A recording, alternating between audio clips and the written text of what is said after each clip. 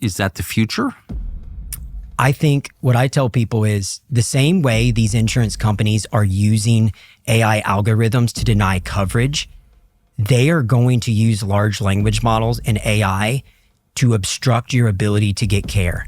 The last person in the world you want digging through your underwear drawer is the federal government, but the second is the insurance companies. Yes. You don't want them to know your blood work. You don't, unless you need a procedure or something that's coming up that's catastrophic, because they're going to use it and use AI to screen you out of their system, right? And if they think you're headed towards a catastrophic event, like a heart attack or a surgery or cancer, they're going to want to get you out of there before that manifests. And the average person is employed, or his insurance comes from their employer. And so if I'm a CEO at United and I know you're headed towards, something catastrophic, I can delay your ability to uncover that through putting these obstructions on things that don't make me money. Come on. You think they would do that? Absolutely. Like diabetes is a prime example. Wait, hold on. You're saying that health insurance companies would intentionally keep people from knowing about a catastrophic illness? That's why they don't allow you to get comprehensive blood work. That's why they delayed women's care. Like the OB-GYN initiatives were saying that we should be screening for certain genetic disorders in your 20s. And the insurance company said, no, we think that number should be 35. And all the clinicians go, okay, the number's 35. And so now women don't get that screening to see if their child's gonna have a genetic issue unless they're over the age of 35. And there's hundreds of examples of this. So I think what happens is I'm an executive at United. The whole system's built for quarterly earnings, quarterly profits. I got to hit that number for Wall Street. Let's just say I'm managing 100,000 patient lives. Every day, month, week, I can delay those individuals is another day, week, and month that I don't spend money on a surgery. And if I deny those surgeries and only 10% of them come back and fight me on it, step one is to deny. Delay. Step two, deny.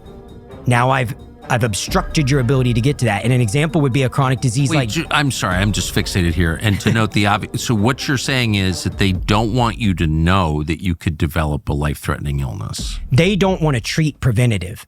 And so anything preventative is proactive. But pancreatic cancer, for example, has a survival rate that's in the single digits. But if caught early, it is survivable.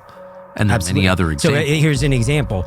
They will say these things are expensive. So the screening tools we use in healthcare are dated.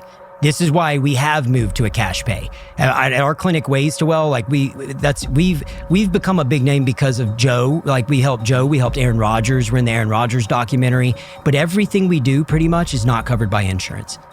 Almost everything we do wouldn't be covered by insurance anyway. And it's not that it's crazy expensive. It's that it's just not part of their ecosystem. Our job is not to push drugs. Our job is to have an intelligent conversation with patients, to do the deep dive, to uncover the root cause, and to explain to the patient what is happening with their body and why, and to give you, the patient, sovereignty and autonomy over your health. And so an example would be a cancer screening. At our company, our cancer screening looks at you at the cellular level and can diagnose over 200 different types of cancer at stage 0. 99% survival rate at stage 0. We know that a large majority of firefighters and first responders will develop cancer in their lifetime. At a minimal, why would we not be pre-screening all of our... Because they're exposed to toxins, chemicals, fires, smoke inhalation. A lot of our military personnel have been exposed to, Agent Orange and all these different, compounds in the battlefield. They disproportionately have a higher cancer rate. And we could be screening those individuals with real-world science and preventing cancer. But we don't. There's a lot of money made in chemotherapy. Did you know that the majority of an oncologist's income comes from marking up the medication itself?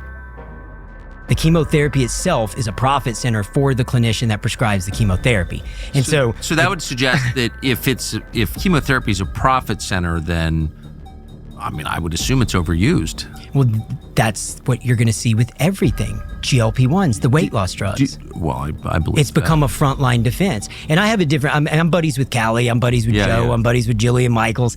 They hate Ozempic. My thing about it is, I don't hate it. I'm pragmatic. It's a tool in the tool belt. And when utilized appropriately, it can change and save lives.